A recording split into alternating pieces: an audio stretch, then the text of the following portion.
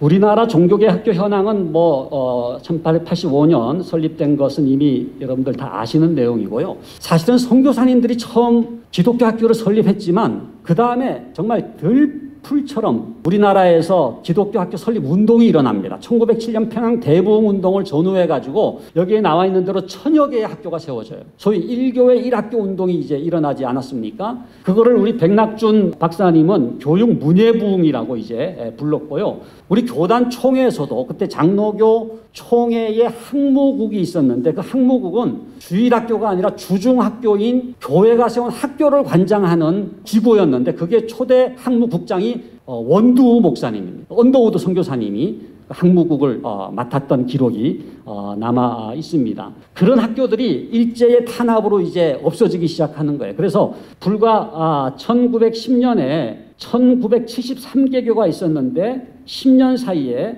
3분의 1로 감소를 합니다.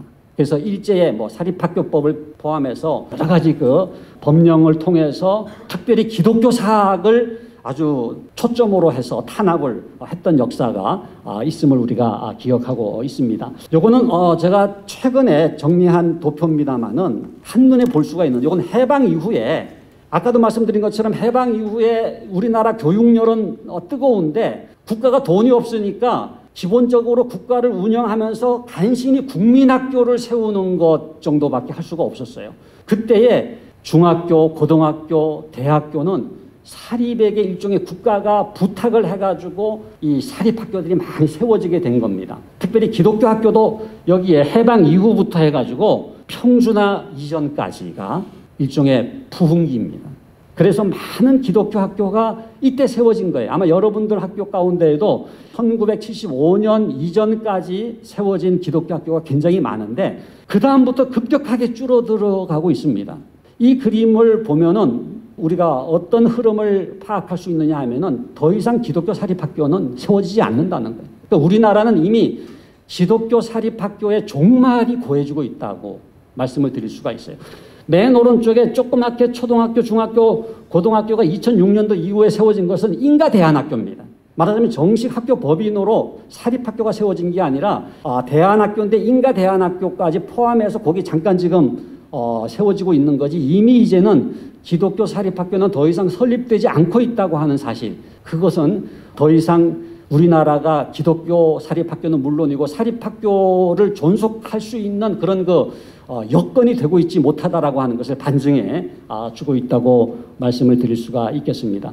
이게 이제 우리나라 지금 종교계 학교의 현황인데 여러 종교들이 다 이제 학교를 세웠습니다만은 절대 다수가 기독교 사학입니다. 그래서 초등학교는 76%, 중학교는 50%, 고등학교는 73%, 전문대는 89%, 일반 대학은 72%. 그러니까 종교계 학교라고 하지만은 사실은 기독교 사학이 주종을 이루고 있다, 이렇게 말씀을 드릴 수가 있겠습니다. 자, 그렇다고 한다면은 이 종교교육의 자유와 기독교 사학의 자율성이 어떤 관계에 있는가는 아주 간단하게만 말씀을 드리겠습니다. 우리나라는 헌법에 있어서 종교의 자유가 보장되어 있지 않습니까? 그 종교의 자유 안에는 종교교육의 자유가 포함되어 있거든요. 그러니까 사실은 우리나라 헌법은 얼마든지 종교가 종교교육을 할 수가 있고, 그렇기 때문에 기독교 학교가 기독교 교육도 할 수 있는 그런 헌법적인 어떤 그 근거를 가지고 있습니다. 2010년 대법원 판결문에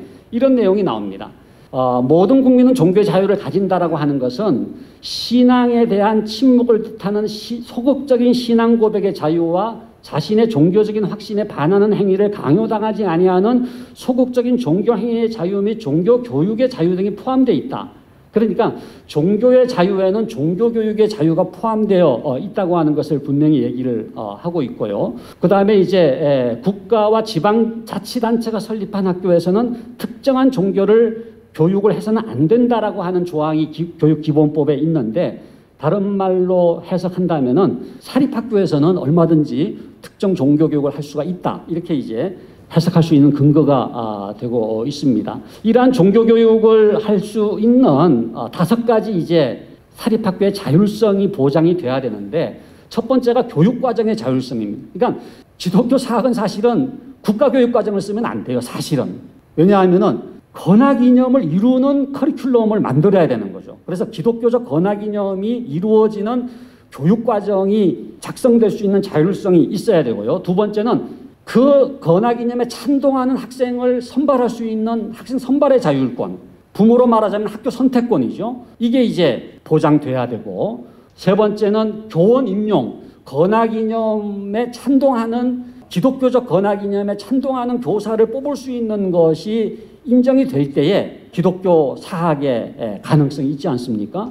네 번째는 등록금 책정을 운영할 수 있고 경영할 수 있도록 자율적으로 책정할 수 있는 자율성이 있어야 되고, 마지막으로는 사학 법인, 제일 중요한 게 이제 법인 이사들이 건학 이념에 투철한 이사들로 법인이 구성될 수 있는 자율권이 있어야 되는데, 지금 개방 이사라든지 이게 뭐 2분의 1까지 그렇게 늘리려고 하는 이러한 그 흐름들이 이러한 그 자율성을 심각하게 이제 침해를 하고 있는 것이죠. 요 5가지가 지금 굉장히 하나하나 다 지금 위기에 봉착해 있습니다. 교육 과정 문제, 그다음에 학생 선발 문제, 교원 임용 문제, 등록금 문제, 사학법인 구성 문제. 특별히 이러한 것을 위기로 몰아가고 있는 5가지 중요한 지금 그 흐름이 있습니다. 하나하나 사실은 길게 설명을 드려야 되겠지만 그냥 여러분들은 이미 다 잘 알고 계시기 때문에 그냥 간단하게만 말씀드린다면은 평준화 정책과 개정사립학교법과 종교학 교육과정과 자사고 폐지 방침과 국가주도 교육 정책으로 정리를 할 수가 있겠는데요.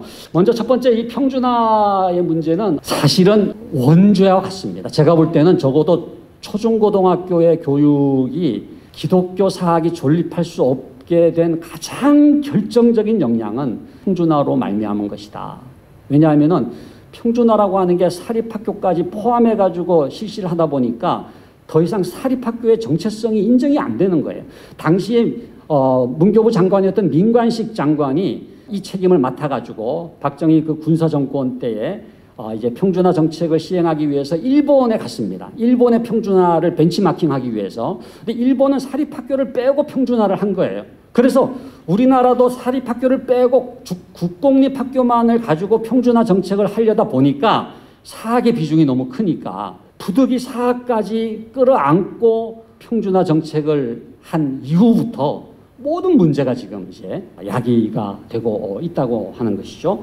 두 번째는 이제 개정사립학교법. 이거는 2005년도, 2007년도만이 아니라 이미 지난번에도 말씀을 드렸습니다마는 2020년 6월에 박용진 의원이 대표 발의한 이 사립학교법 개정안에도 이사 정수의 2분의 1을 개방이사로 선임하도록 규정하고 있잖아요. 이게 지금 아직 국회에 지금 계류되어 있습니다만 언제 이게 통과될지 모르는 지금 사실은 상황 속에 있거든요.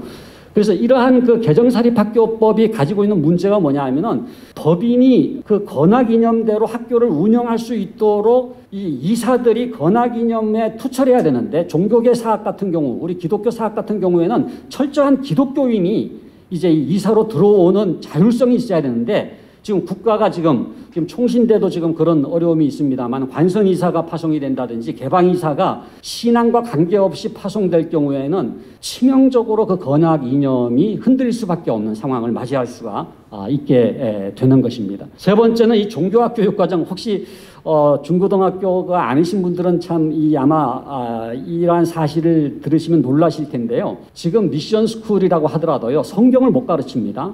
성경은 교육과정에도 없어요. 그러면 종교를 가르치느냐? 그것도 지난 얘기입니다. 지금은 종교학을 가르치도록 되어 있어요. 근데 이 종교학이라고 하는 건 뭐냐면요, 종교가 아니에요. 신앙은 더군다나 아니죠. 그러니까 종교 현상을 그냥 과학적으로만 얘기하도록 만드는 교육과정으로 3차례에 걸쳐서 지금 교육과정이 지금 개정이 된 겁니다. 그러니까 평준화 이전까지 저도 이제 비평준화 시기에 이제 신일고등학교라고 미션 스쿨을 나왔습니다만, 그때 제가 예수 그리스도의 생애라고 하는 교재를 썼거든요. 성경을 배웠거든요. 근데 지금은 더 이상 성경을 배우지 못하고 평준화 이후에는 종교 교육을 하도록 되어 있어요. 그런데 2011년 개정교육과정부터는 종교 교육 정도도 아니고 종교학을 가르치도록 되어 있습니다. 그러니까 저희가 지금 장신대, 제가 기독교 교육과 교수지 않습니까? 그럼 장신대에서 성경교사를 길러내야 되고 신앙교사를 길러내야 되는데 종교학을 가르치도록 되어 있습니다. 그러니까 종교학 개론, 종교철학, 종교사회학, 종교심리학, 종교사 이런 것을 가르치도록 되어 있어요. 지금은 그냥 이중장부식으로 가는 겁니다. 제목은 종교 철학이지만 조직 신학이나 그죠? 종교 사면은 그냥 역사 신학, 교회사 가르치고 이렇게 합니다만은 사실은 국가의 정책은 종교학을 가르쳐서 종교학 교사를 만들어야 된다는 이런 참으로 우리로서는 받아들일 수 없는 변화가 이미 지금 이루어지고 있는 거거든요. 네 번째는 이 자사고 폐지입니다. 그래도 참 다행인 것은 바로 뉴스를 보셔서 아시겠습니다만 지금 8개 학교가 재지정 취소를 당했는데 그중에 6개 학교가 승소를 했어요. 그래가지고 당장은 지금 자사고 유지를 할 수가 있게 됐습니다만은 그러나 여러분들 아시는 것처럼 이미 정책을 정했잖아요. 2025년도에는 시행령을 바꿔가지고 일괄적으로 자사고를 폐지하겠다. 여러분 사실은 교육 법정주의라고 하는 게 뭐냐면은 교육은 시행령으로 바꿀 수 있는 게 아니라 국회가 입법을 해가지고 바꾸면은 바꿔야 되는데 지금 시행령은 뭐예요? 정권이 마음대로 바꿀 수 있는 게 시행령이거든요. 그래서 시행령을 바꿔서 일괄적으로 지금 자사고를 폐지하겠다고 하는 정책은 아직 살아 있습니다. 그래서 이러한 것이 저희 기독교 사학으로는 왜 치명적이냐 하면은 그래도 자율성을 가지고 기독교 교육을 해보겠다고 하는 학교들이 정말 무리하게 지금 국가 재정 지원 하나도 안 받고 그저 등록금하고 전입금을 가지고 지금 자사고를 운영하고 있는 이유는 뭐냐 하면은 건학이냐. 그래도 기독교 교육을 해야 되지 않느냐. 그런데 그 자사고가 폐지된다고 하는 것은 단지 자사고의 문제가 아니라 전체 기독교 사립학교의 정체성에 치명적인 위협이 될 수가 있다고 하는 것입니다. 마지막 5번째는 이 국가주도 교육 정책인데요. 저는 국가가 교육을 책임지겠다고 하는 것은 굉장히 중요한 선언이라고 생각합니다. 교육복지라는 차원에서. 그러나 내용과 제도나 운영까지 국가가 직접 하겠다? 그거는 전체주의로 갈 수가 있는 거죠. 부모가 자녀를 자기의 믿음대로 교육하는 그러한 사립학교, 다양한 사립학교들이 얼마든지 발전할 수 있도록 지원하는 게 국가의 책임이지 국가가 획일적인 교육으로 나아가게 하는 것은 올바른 방향이 아님에도 불구하고 지금 상당히 많이 이 국가 주도 정책이 이루어나고 있고 지난주 뉴스 보셨죠? 국가교육위원회 지금 국회에 지금 위원회를 통과했는데 완전히 지금 일방적인 그런 인사들로 구성된 국가교육위원회가 지금 출범이 된다면은 이런 왜곡된 국가주도 정책이 더 강화될 위험에 지금 놓여 있다고 볼 수가 있겠습니다.